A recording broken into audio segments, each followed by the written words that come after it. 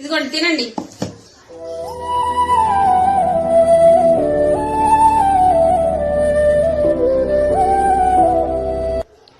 ఏందమ్మా అన్నం చల్లగాను నీరుగా ఉంది.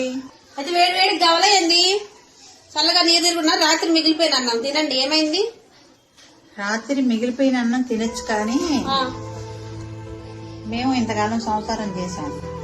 కానీ పొద్దున ఏమన్నావు, కొంచెం పిండి ఉంటే పిల్లలకి దోశలు వేసాను వస్తాయా, ఉప్మా వేడి చేసుకుందాం అన్నావు.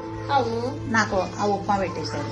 నిన్న అదే పని, ఇవాళ అదే పని. రోజు ఇలా చల్లన్నం మిగిలిందల్లా నాకే దాచిపెట్టి ఆ ఫ్రిడ్జ్ లో పెట్టి నాకెందుకు పెడుతున్నావు? మరి ఇంకెవరున్నారు? ఎవరికి పెట్టాలి? నా కోసం మిగిలిస్తున్నావా ఏంటి? నా ఆరోగ్యం ఏం కావాలి? ముసలోళ్ళు అయిపోయారు కదా. ఏదో ఒక రోజు కొంచెం మిగిలిందంటే వేడన్నం మీద పెట్టు. ముసలోళ్ళు అయిపోతే ఇంక ఇలాగే తింటారు అమ్మాయి. నువ్వు కాపురానికి వచ్చాక నేను వంట చేసినప్పుడు ఎప్పుడైనా నీకు రాత్రి అన్నం పెట్టానా? మిగిలితే మామయ్యో నేను తిన్నామా, మీకు పెట్టామా? పెట్టలే కదా, పెట్టలేదు కదా. మరి మీరు మాత్రం మాకెందుకు పెడుతున్నారు? మేము మా పిల్లల్లాగా చూసినప్పుడు మీరు మీ మీ అమ్మకైనా ఇలా పెట్టచ్చా? మీ వదిలి పెడితే ఏం చేస్తావు? ఇలాగా మరి ఇప్పుడు నేనేం చేయాలి? నేను కాస్త బుర్ర వాడుకోండి అమ్మా. అమ్మాయినా అత్తయినా ఎవరైనా మిగిలితే చేసాక తినండి. అత్త కూడా చేసాక తినండి. పారేసుకోవడం ఎందుకు అనుకున్నప్పుడు, లేదా పొదుపుగా వండుకోండి.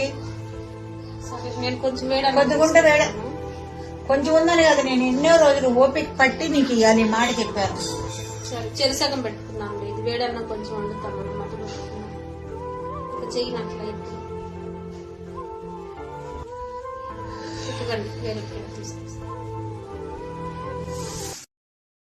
Download ShareChat.